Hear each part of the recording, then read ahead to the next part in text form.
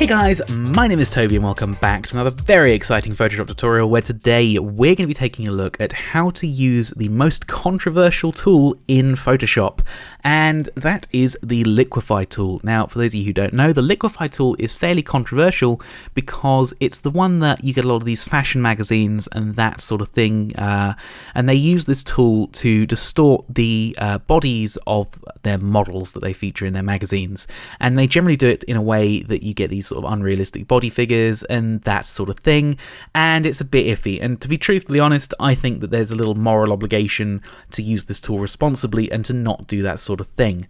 So what I'm going to be showing you today is how to use it properly for something that's going to be, a decent use of it.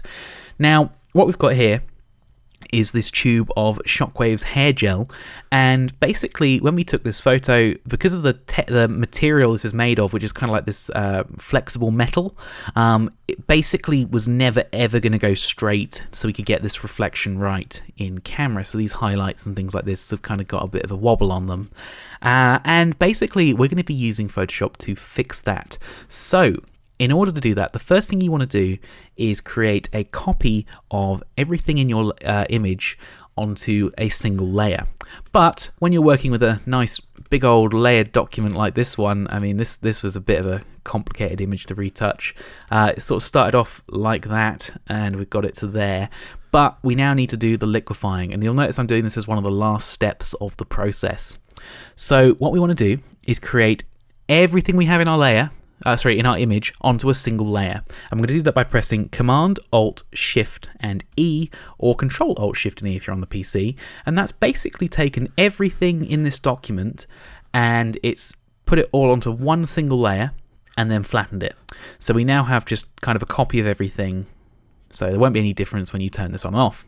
So with this layer selected, we're now going to go up to Filter and Liquify.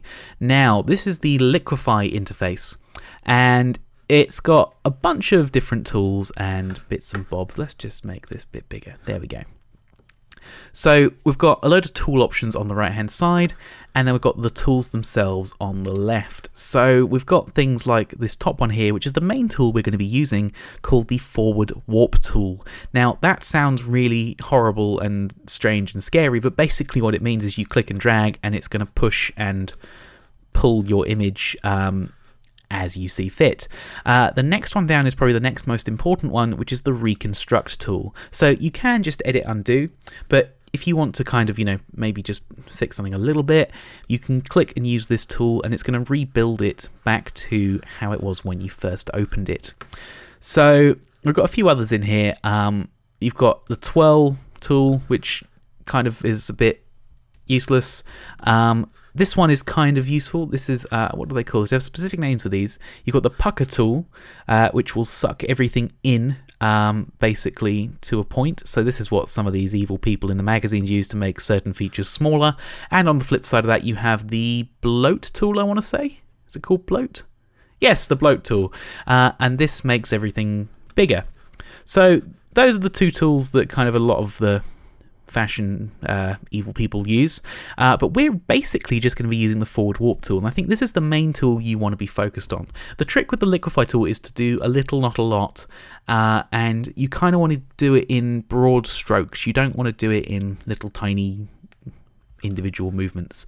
So what we could do is, if we went over to one of these kind of lumps here, basically the trick is to getting this to work well is to use the appropriate brush sizes. So if we just come in here, if we take our Forward Warp tool and we use a brush this big, it's going to make that much of a movement. And the thing to be aware of is that this brush is kind of feathered, if you want to think of it like that. So the center of this brush is going to be moving things more than the edges. So what you want to do is actually use a brush that's deceptively big, because the edges of this brush aren't really going to move anything. So we've got this curve here, which is kind of quite big. So I've made the brush as big as the curve, and basically that is going to allow me to straighten this out almost perfectly. And it's moved the next bit of the line along as well, so maybe we can just push that back, and it's just a case of kind of, pushing and pulling the image around a little bit like clay, and just getting that to look nice and straight. So one issue we have here is that we do have some logos and some text and that sort of thing, and you know, they're not always things you want to move. Sometimes you might have to, might be trying to move something, and it's also going to start to move around all that logo. So the trick to that, let's just edit undo back to where we started. There we go, reconstruct tool, that'll fix everything. Lovely. Right, so we've got this logo here which we don't really want to move, and this is where a lot of people go wrong with the Liquify tool because they don't use this feature. You can actually, I believe they call it a freeze mask, using this tool here, and basically this is just going to be a paintbrush, and we can just carefully come in here and just paint over the top of this logo and just make sure we get it all covered. We can just come down here, and now what this is going to do is basically exclude all these areas that we're painting red from being able to be moved. So it kind of locks them in position so that we can't screw them up. So let's just make sure we get everything nice and covered here, and we'll get this other bit of text down here as well, just in case.